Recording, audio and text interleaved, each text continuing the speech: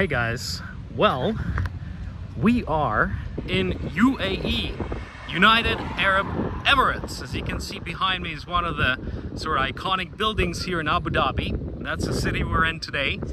And we're gonna walk around, see some of the historical stuff. I'll tell you a little bit more of a history of this beautiful country, and we'll have some fun. So let's go. All right, well, we are in the Emirati Heritage Village here in Abu Dhabi. So this is sort of a local tourist attraction. This gives you a glimpse what the life was like in the 19th century here in Abu Dhabi.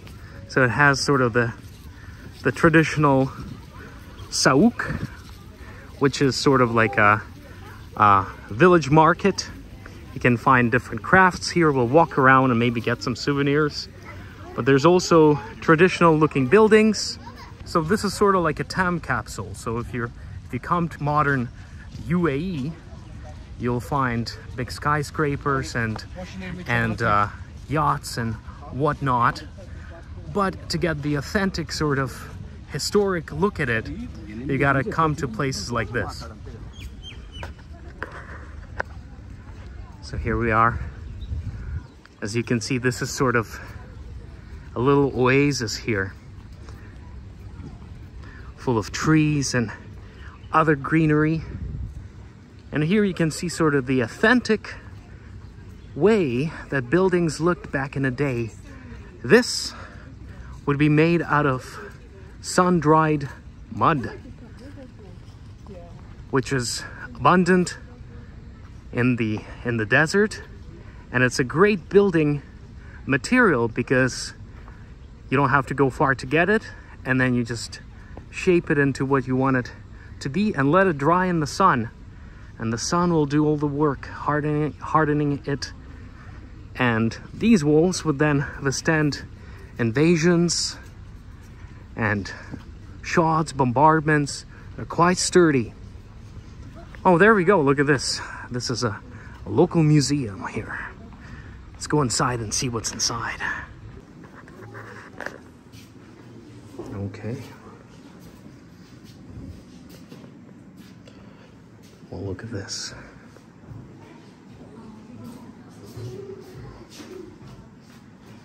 See, this is the ware. Oh, those are pretty cool. You know, silver was actually used more often in UAE than gold in the olden times. So you can find a lot of these sort of old jewelry made out of silver, which is what we can see here in this museum. Really beautiful. It doesn't say how old they are, but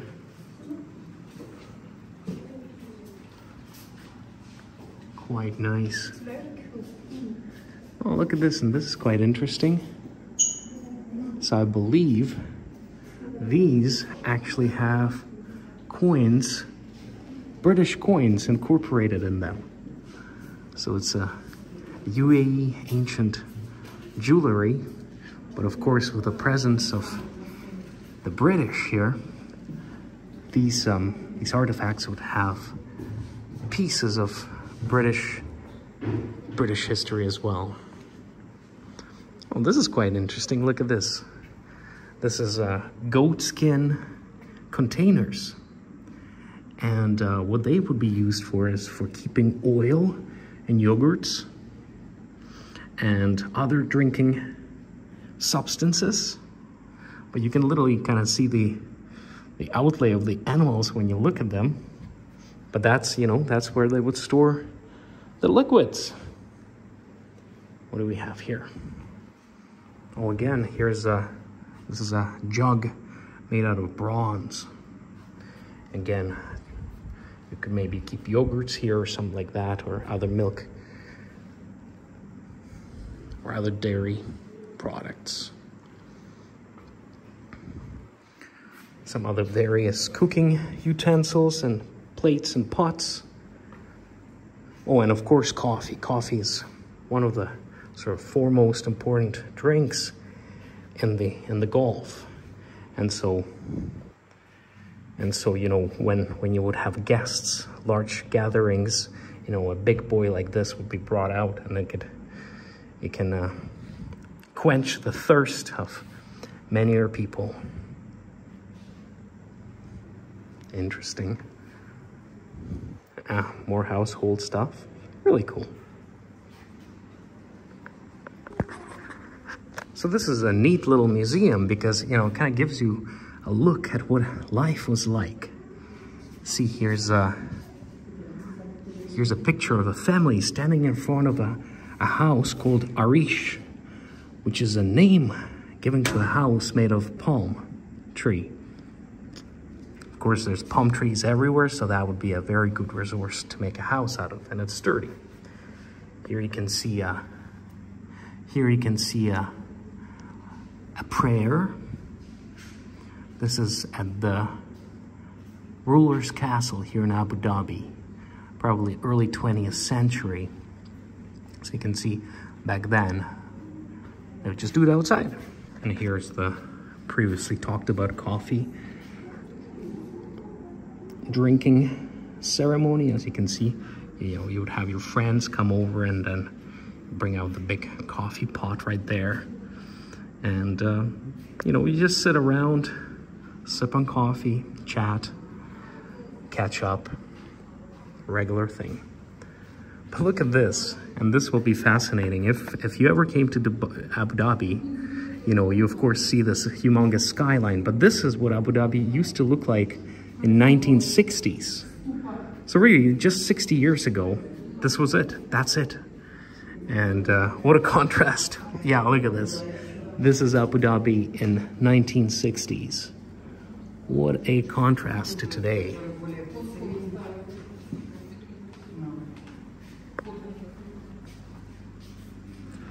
Some ancient walls. Yeah, this was a way of life, guys. This is literally 60 years ago. This, of course, is before, you know, the Emirati government found oil. So you can see how much benefit the oil industry brought to this nation.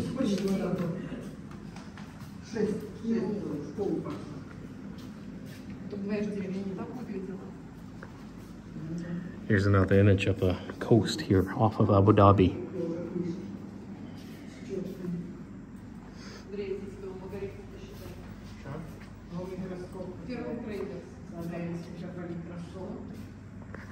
And here you would see some of the sailors guiding some of these ships.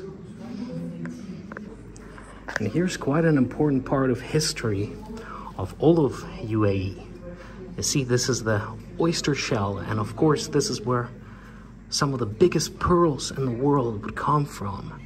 And so before there was an oil and gas industry booming here, actually pearl hunting was one of the main ways that Emiratis made business. This is what they would trade all over the world. So they would dive and gather these pearls and then sell them all over the world along the Silkway. And you can see there's various tools that they used for it, but that was the main industry, one of the main industries here in pre-oil and gas times. And here we can see some of the marine life that you can find under the waves of the Gulf.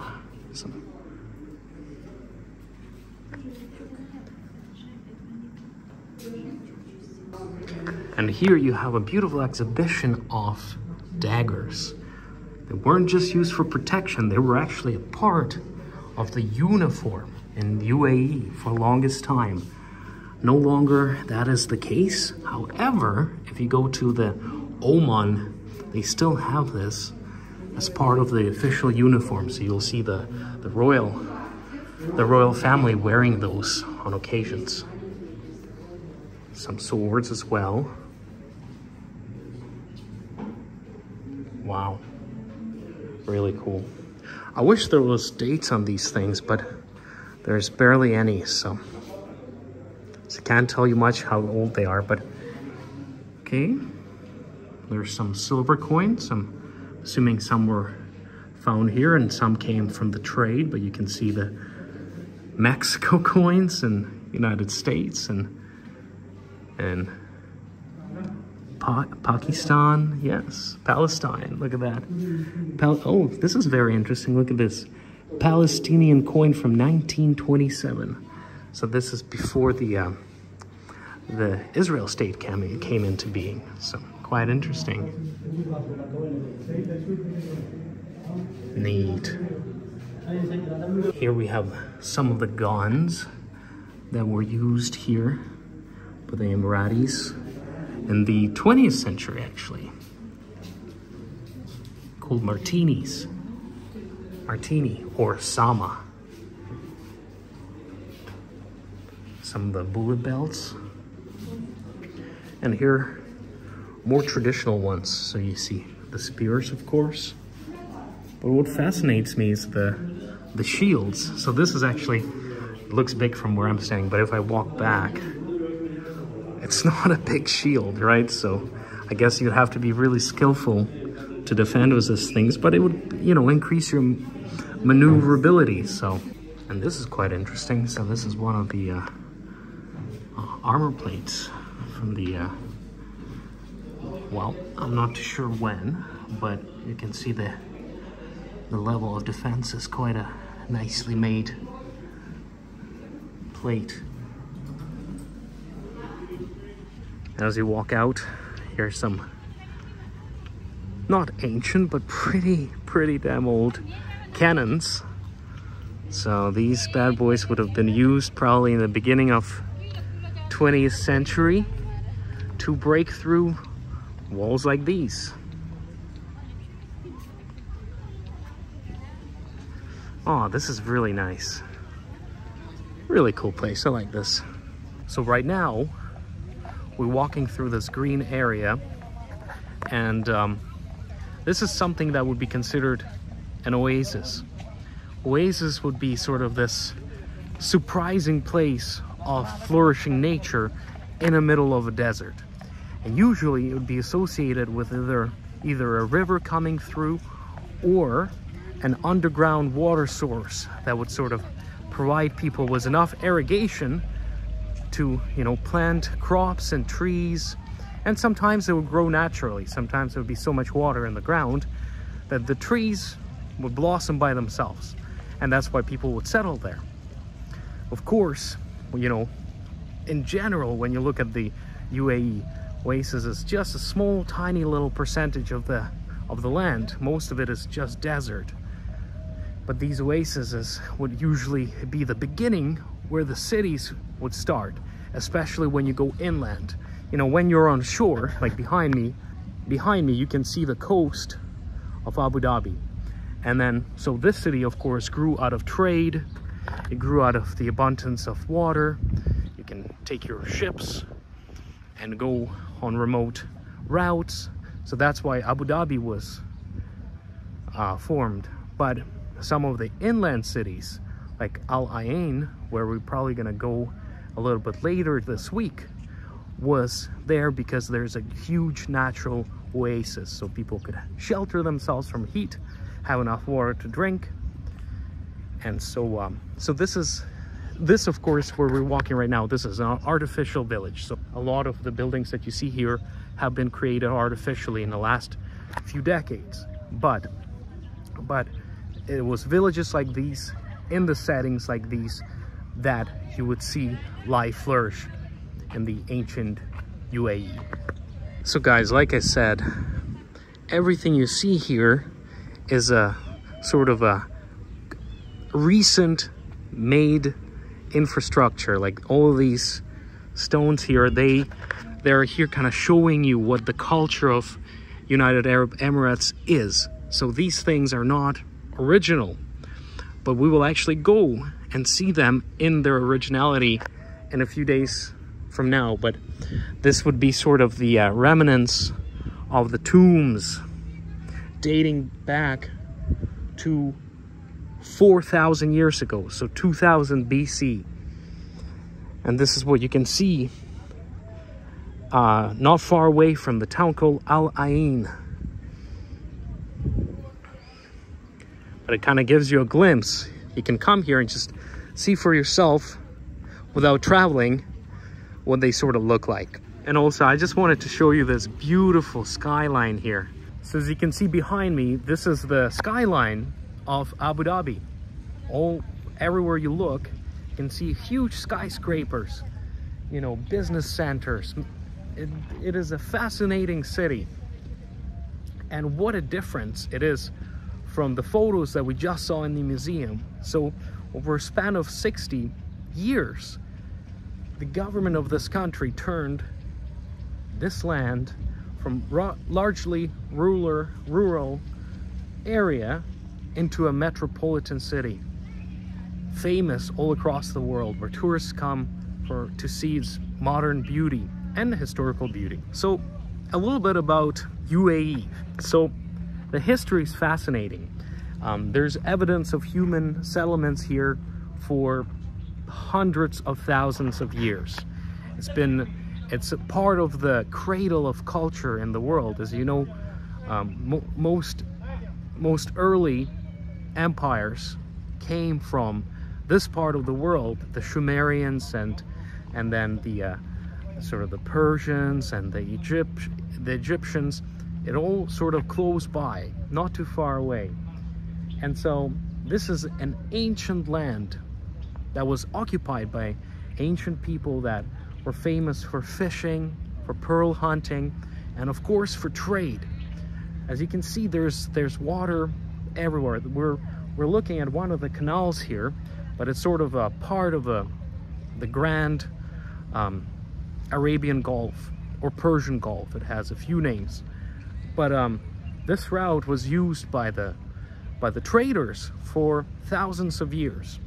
You would have people go from the coast of Africa through the Arab Emirates, modern day Arab Emirates, and continue sailing on to India. So this was a very geographically important place because there was a lot of ports along the way. So you could you know, you can do a lot of trade, and people who lived here kind of shared that luxury because they were able to sell stuff and buy stuff. So it has a very, very ancient trade history. But really, when Abu Dhabi took off was in the 19th and 20th century. So, of course, in the 7th century, you have Islam coming to these lands, which were prior kind of pagan. You know, there was different beliefs that the Bedouins are the people that live sort of in the desert. That's what they're called. So they would have sort of pagan beliefs, but then Islam came, and then in the 7th century, you know, these lands became Islamic. And then, you know, there was some tribal wars because there's different sheikhs and emirs that would sort of control different areas of present-day UAE. Then you had bouts of colonization. So you had Portuguese come, and they actually disrupted a lot of the trade routes, the Arabic trade routes, and that led to a decline. And then the British came in the 19th century, and with them they brought colonization and conquest, of course, but also they brought protection. So in the 1892, British basically said, you know what, we will let's do peace treaty, but as a return, we will provide you with security. So British actually said, okay, we will protect the whole coast and sort of guarantee your security in return for you basically dealing only with us. So Britain became sort of political authority in this land for almost 100 years. But then you fast forward to 1969, and the British decide to pull out of this treaty. They say, you know what, we're no longer gonna protect the coast. We're pulling out. We're you know, we have different problems at home. You know, it's 1960s, so Britain has, you know, economical problems and whatnot. So that was what led to different rulers of different emirates to sit down at the table and figure out, well, how are we going to protect ourselves if the Britain is gone? So what happened was, two biggest Emirates, the Emirate of Abu Dhabi, where we are today, and the Emirate of Dubai came together. So it was Sheikh Rashid from Dubai, which is just an hour drive from here, and Sheikh Zayed from Abu Dhabi. They sat down in 1971 and they said, okay, well, let's figure out how to defend ourselves. Let's unite, they thought. So they made an agreement and they said, okay, we're gonna join the two Emirates, two biggest ones. And they asked the other Emirates to join them. And actually 5 more joined. So as a result, United Arab Emirates consist of 7 different Emirates that came together in 1971. And actually initially, Qatar and Bahrain were supposed to be a part of this confederation. Unfortunately, Qatar and Bahrain decided to stay independent. And well, not unfortunately, that's what happened. They're prosperous today, just as any other Gulf state. But that's sort of what happened. So in 1971, United Arab Emirate came to be as a nation for the first time. And the agreement was that Dubai will be the capital, but then Abu Dhabi would still keep its influence, of course, as another major city. And from then, a glorious, glorious period of enrichment began, because it was about that time when oil was struck seriously here. One of the largest, if not the largest, reserves of oil and gas were found in UAE. And starting from the 80s, the development of oil basically funded this whole country. It brought riches of unheard proportions. And that is why today we can experience these beautiful, beautiful landscapes that you see behind me. It is all built on oil and gas money. All right, let's continue our tour walk. Let's see, what can we see here? Oh, look at this. I can see a cow here. Oh, sorry, a bull. Okay, I guess this is the type of the animals that were herded here. And what is this? I think those are sheep. Yes. Some Emirati sheep.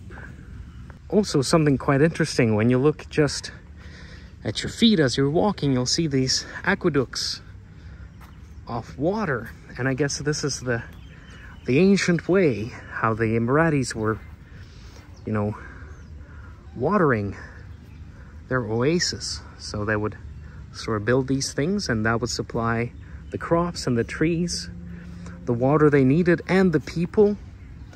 So that would of course come from the deep underground water sources, and then would sort of make all of this possible. Let's walk that way. Let's see what we can find. Found another museum. I think this one is of... No, it's not just paintings. Okay, let's go see.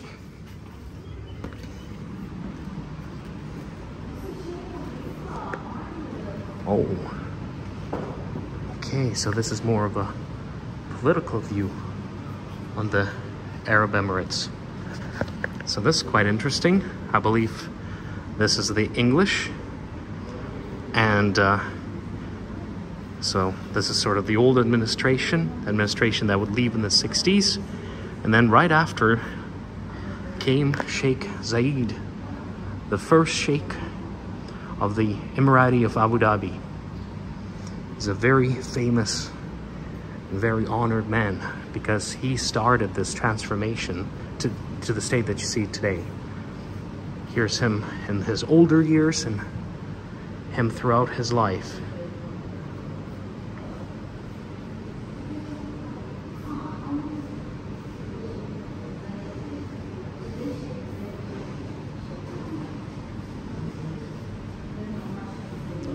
Oh, this is really cool. Look at this. This is different coins from different nations, from different times. Some very ancient coins here. Look at this. You have Old English coins. As I said, England was very present here from the 19th to 20th century. So you see a lot of these Old English coins here, of course. Egyptian coins as well.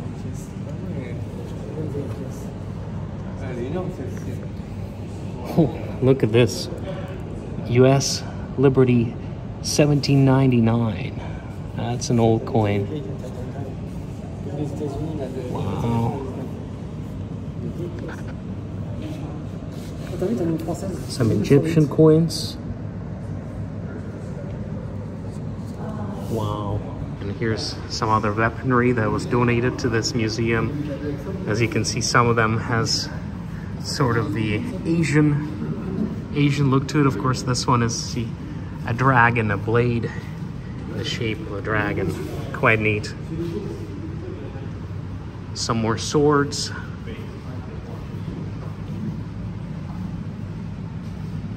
Oh wow, look at this. This is 13th century.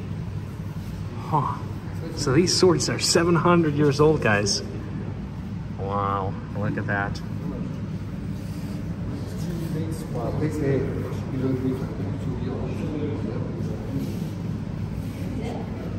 Just beautiful. Here we have 100-year-old watches. Very rare Patek Philippe watches. So if you're a watch enthusiast, you would definitely enjoy seeing those here. Yeah, just a great collection of swords, really. Here we have an iron head axe. Wow, look at that. Spikes. Sword shields. Sheaths. More daggers. As we learned earlier, this is a part of the uniform. So the royalty and the leaders of these lands would wear those at all times, both for protection and sort of as a status symbol. Yeah, and these ones are old. Like, from what I gather, most of this stuff is from 13th and 14th century. Really cool. Some pretty cool guns. Now, I'm not a gun expert, but maybe you are, so hope you enjoy looking at those.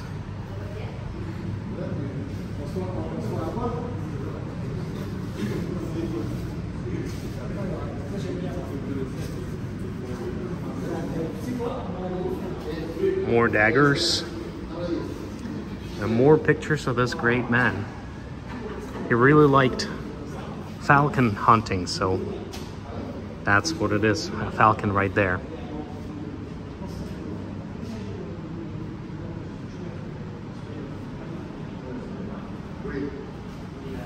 So this is Sheikh Zayed, and this would be his successor. All right, well, we saw one side of this heritage village. Now we're gonna go to the other, see what we can find there. As you can see, there's a little market here. So, you know, you can always find some souvenirs here and some traditional clothes and scarves. It's pretty neat, sort of some made by local craftsmen. All right, ooh, and I think here we're gonna see sort of the way that Bedouins lived, the people of the desert.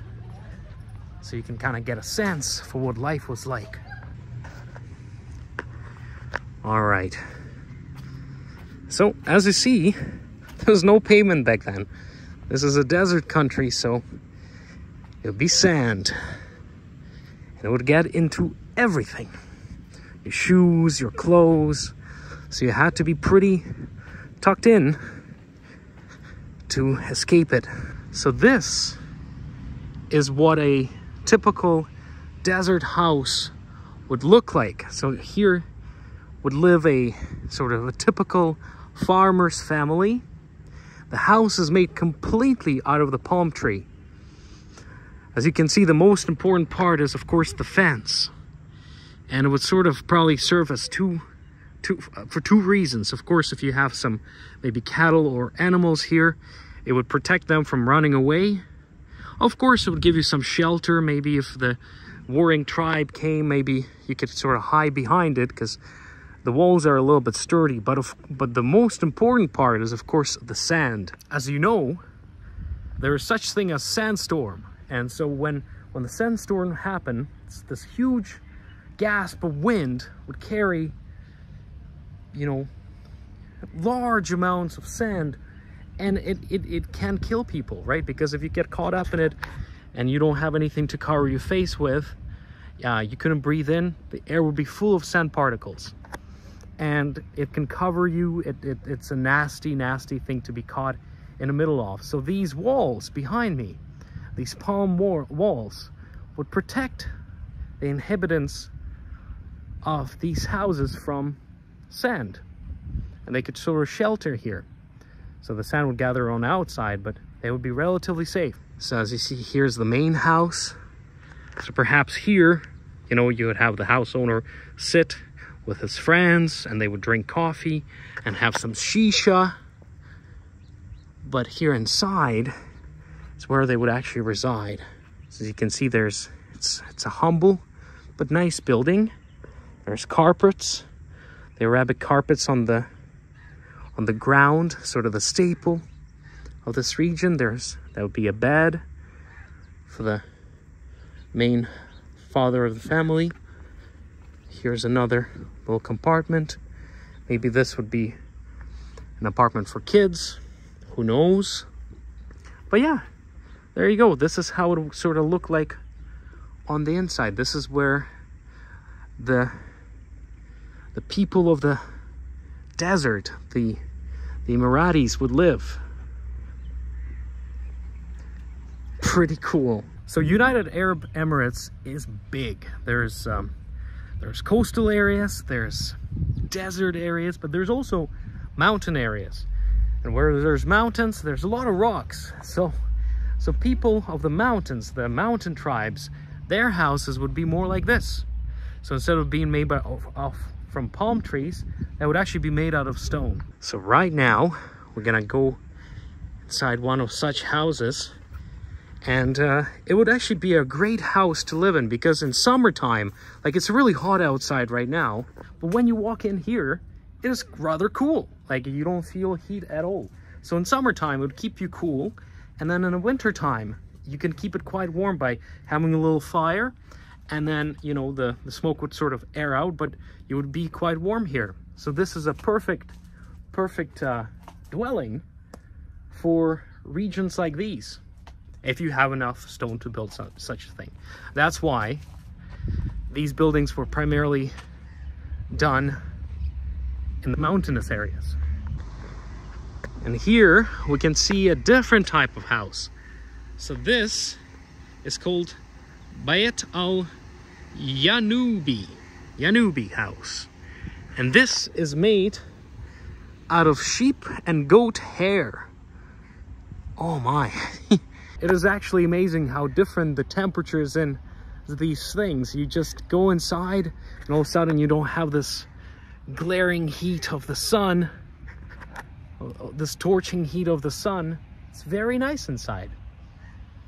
I can definitely see how you could escape the plus 35, plus 40 weather in the desert. So yes, so this is made out of hair of sheep and goat. Pretty cool.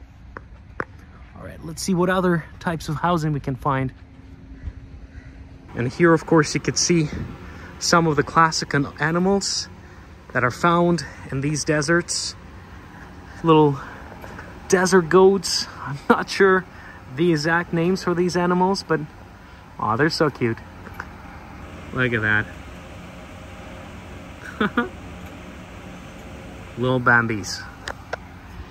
And then, of course, you would have the horses. I'm not sure if this is the Arabian stallion, but, you know, the Arab world was quite famous for its beautiful horses. So here's one of them.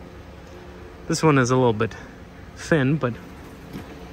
And lastly here, not lastly actually, no, we have more, but here of course you have the sort of the king of the desert, the camel. What a beautiful, beautiful animal. Look at that.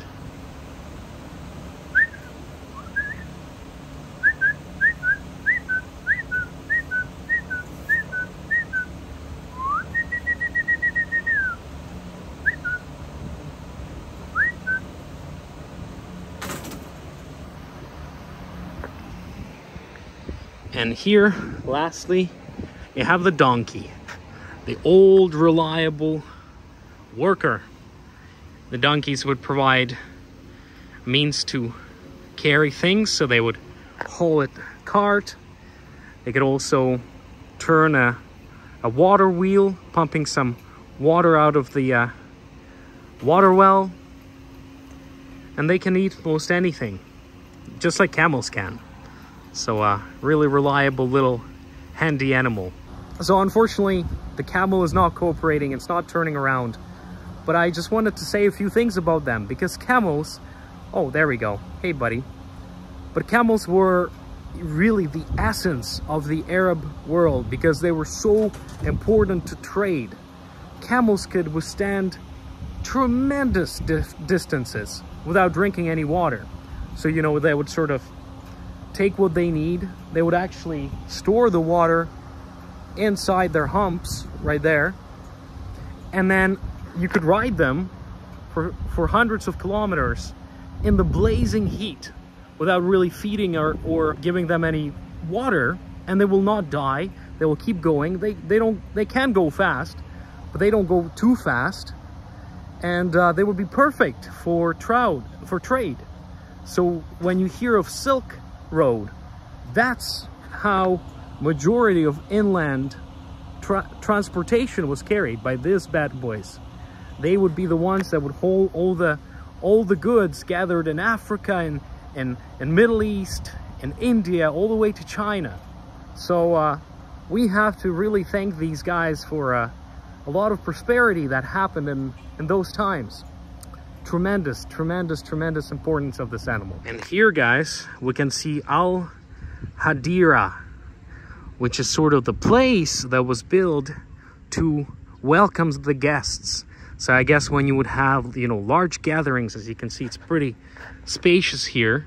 You know, you would have people sit in a circle, and you would have, you know, carpets probably on the ground, and you would have coffee in the center and shisha stations. And that's where, you know, predominantly men would gather and do their socializing. This is sort of the pub, sort of this is the community hall of the ancient times here in the Emirates, here in Emirates. This is where the party would happen. And so before we go from this beautiful little historical village, I wanted to show you something else.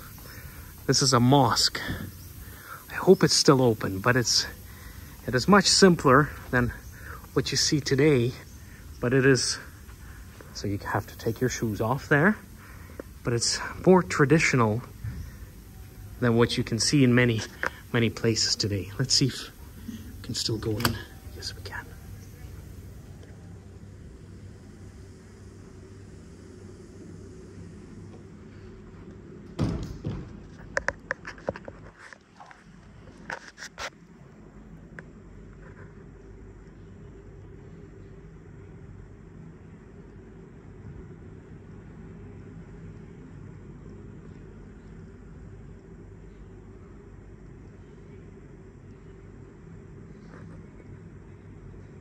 Alright guys, well, we just saw the inside of the mosque. It is, you know, it's nothing flashy, but that's sort of the idea, right? That's what mosques used to look like. Now you can see those grand structures, and we're actually going to see one today, but, you know, it kind of gives you a glimpse of what it was like before. So, you shouldn't really talk or be distracting inside, so I didn't, but you had a glimpse, and I'm happy that we experienced it together.